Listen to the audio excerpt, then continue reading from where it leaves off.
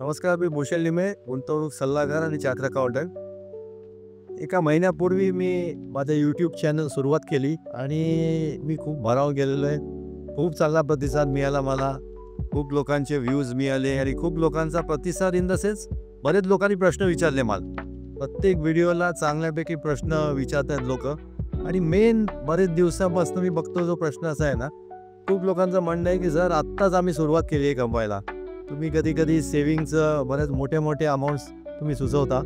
पण आमचं तेवढं इन्कम नाही आहे. मी 26 वर्षाचा आहे. मी जस्ट सुरुवात केली आहे. मला 15,000च पगार आहे महिन्याचा. मला 20,000 आहे. तर आमच्यासाठी स्पेशल काहीतरी तुम्ही सजेस्ट करा, की मी जर का 10,000 महिन्याला कमवतो, तर तशी सुरुवात करायला पाहिजे. तर आजचा जो व्हिडिओ आहे तो स्पेशल अशा लोकांसाठी आहे, की ज्यांनी जस्ट इन्कम सुरुवात केली आहे कमवायला आणि ज्यांचा खूप जास्त इन्कम नाही आहे. तर पहिली कॅटेगरी अशी आहे, की ज्यांनी सुरुवात केली आहे त्यांचा महिन्याला फक्त ₹10,000 कमवत आहे. तर जो ₹10,000 कमवतोय ना, त्याला मी सजेस्ट काय करतो, की 10,000 मध्ये एक जर का आपण शून्य काढला तर उरतात किती? ₹1,000. 1,000 सुरुवात करणं गरजेचं आहे. आता 1,000 जर का तो सेव्हिंग करतोय तर कुठे करायचं?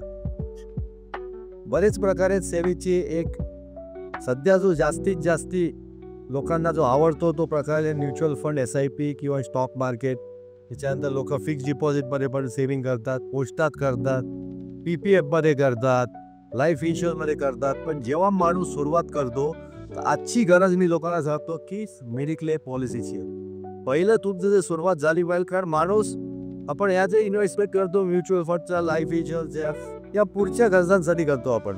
शिक्षणासाठी करतो आपण, मुलांच्या लग्नासाठी करतो, रिटायरमेंटसाठी करतो, नवीन गाडी घेण्यासाठी करतो, रिनोव्हेशन करण्यासाठी करतो.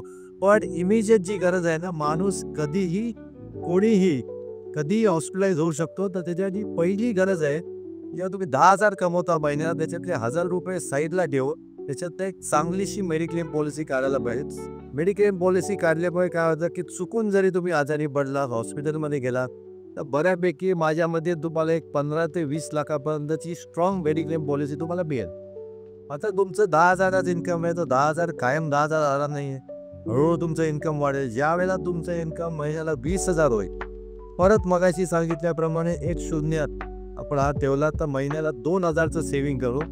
आता तुमची मेडिक्लेमची तर पॉलिसी चालूच आहे. त्याच्यामध्ये ॲडिशन करायचं आहे तुम्हाला म्युच्युअल फंडमध्ये. म्युच्युअल फंडमध्ये दर महिन्याला सेव्हिंग करायचं, ज्याला आपण SIP म्हणू, सिस्टमॅटिक इन्व्हेस्टमेंट प्लॅन. आता तुमचं 10 + 20,000 झाल्यावर तुमची मेडिक्लेम पण पॉलिसी करतोय आपण आणि म्युच्युअल फंडमध्ये सिस्टमॅटिक इन्व्हेस्टमेंट प्लॅन पण सेव्हिंग सुरुवात करतोय.